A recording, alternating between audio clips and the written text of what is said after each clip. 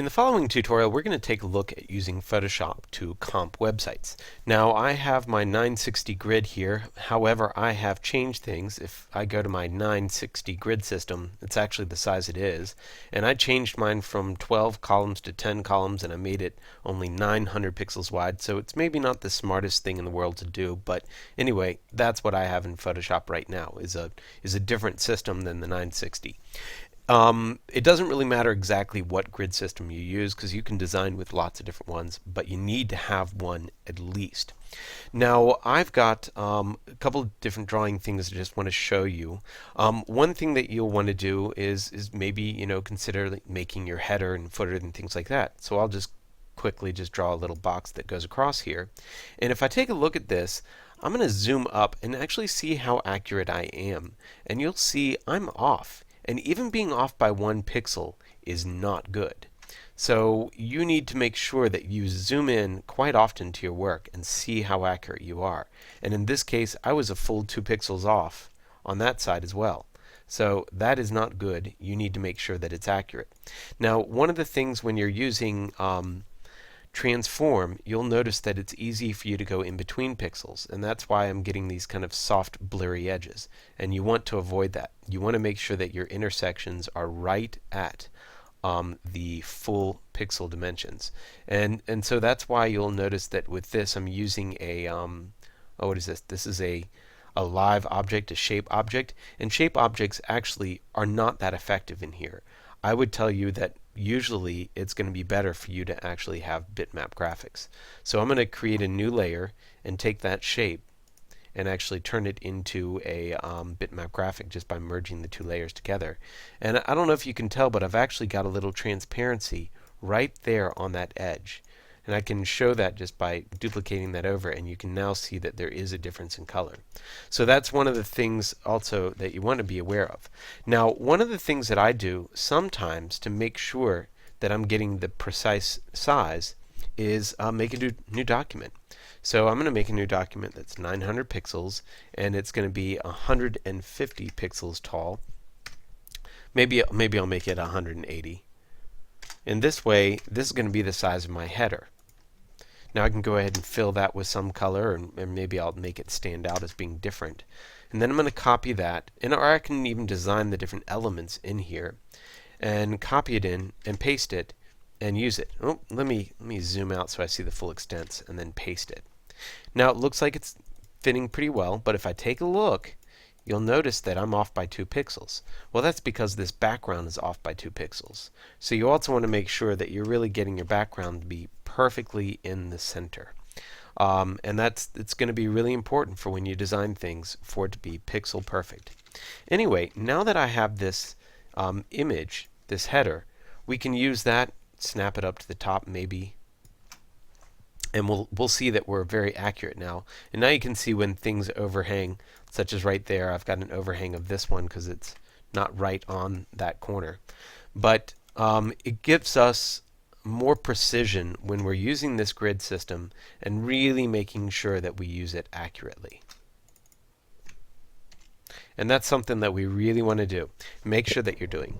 Now, with this precision also comes, of course, other things that we want to do in Photoshop, such as how we create our other boxes. So let's say that I want to create a box on the side here. Now be aware that this gray area is my 10 pixel padding, and so I have 10 pixel padding there, I have a 10 pixel padding there, and a 10 pixel padding there, and then this right here in between is what the size of that column is. But I'm going to do let's say just a 4 column expanse here. Maybe I'll do a 3 column expanse here. And then I've got the other expanse that goes all the way across. So what I'm going to do is just select that area.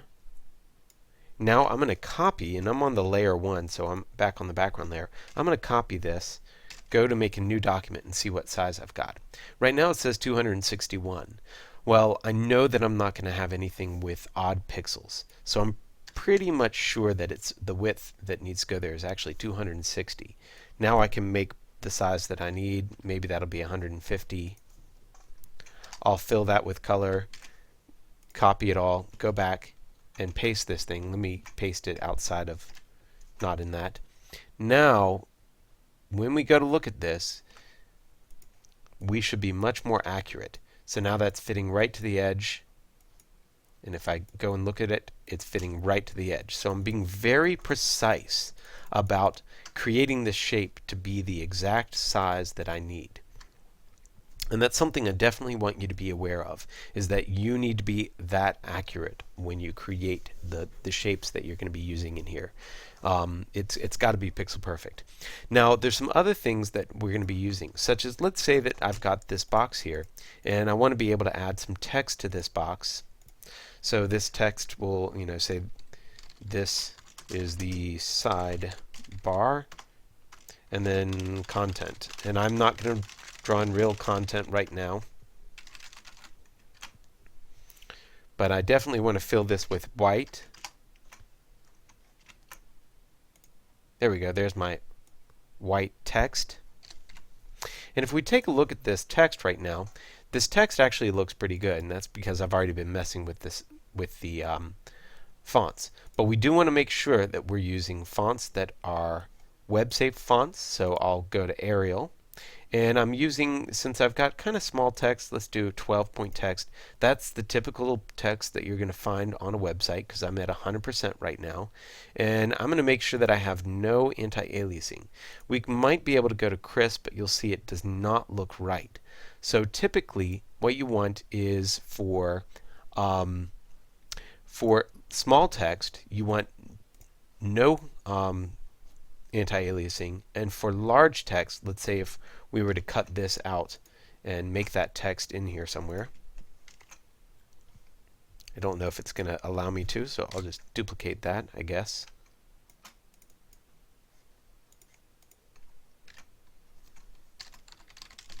And here's my heading now. So with this heading, let's change our font to maybe a 18-point. Now in this case, I think using a crisp setting is going to be appropriate, because what happens is as the font gets larger, then you tend to see anti-aliasing on the screen. But as the font is smaller, you don't have anti-aliasing. So you need to be able to account for that when you create your drawings. Now, let's say that we have elements that are going to be reused over and over. Then it's a really good idea for you also to be aware, of course, of using either groups and even smart objects. So I have these objects here. Those are the objects that go into that little sidebar. So we definitely want to group those together with Control G, and you'll see they make a layer group, and I'll call that sidebar. And let's say that we have this background that's going to be used a number of times. It's also a good idea for us to go ahead and make that into a smart object. So I'll convert that to a smart object, and the benefit there is if I paste it, let's duplicate that with Control J. There we go, that works pretty well. I can have another copy of it, and let's say that I go into the original to edit it. If I edit the original and fill it with a different color, then when I come back, all the other objects that use that will also be changed. And that's going to be a very, very smart way for us to design.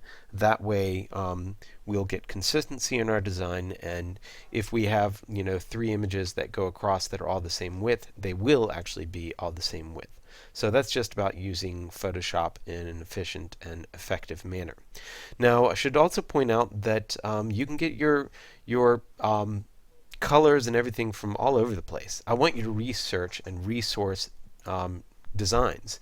So if I take a look at this, this is a great tool on Colors on the Web that allows me to pick analogous and triadic colors and get the different types of color schemes that I need. Or you can go to Cooler and you can download color schemes. Or you can copy and paste these into your drawing, into your Photoshop document or whatever document you have, so that you have access to them. And then you can also find resources all over the place. Like even on this, I kind of like that bar. So I'm going to use this nice little tool here, which is I don't know what it's called. It's Awesome Screenshot. It's an add-on for Chrome here, and I'm just going to take that little bit right there, capture it. I'm not going to add any other stuff to it. I could crop it a little bit more if I wasn't too accurate, because I really only want that part. Crop it. I'll say I'm done. Now I'm going to copy that image and go into my Photoshop and add it. Now the problem in Photoshop is, of course, I haven't cleaned up that thing completely, and right now it's kind of in the background, so let me move it up. But let's say that I'd really like to use this as my bar in the center. It's not bad for you to have a drawing like this and to edit in Photoshop. I can easily just add on to this, where I drag that over to the side, and I'm not going to worry about being too accurate because I need to go fast in the tutorial. And then let's say that I just want to fix this middle part. Easy way is just select a little part in the middle, go to transform, and then just horizontally scale it, and you can wipe out everything that's there immediately and then replace it with your own text. So it's great for you to be able to resource other elements that you want to be able to use in your comp. I have no problem with that at all. There are thousands of websites that have great icons that you can download and use freely in your designs, or you can even hack up websites by taking things that you find other places and using them in your website. I'm allowing you to do that. You don't have to reinvent everything, every single piece of the design. But you do want to make sure that it fits into your style and that it's going to be something that you could create using CSS and that it works for your drawing. And that's basically all the stuff that I wanted to cover about using Photoshop. Of course, I think that you should go back and there was a tutorial, I guess, our website, which was on using Photoshop, and make sure that you're using the techniques that they talk about. The big ones are absolute pixel positioning, using your layers effectively, using text so that you have anti-alias stuff, and then of course using smart objects when it makes sense, and of course the grid here in the background. So let's go on to the next tutorial where we'll just take a quick look at how to use fireworks.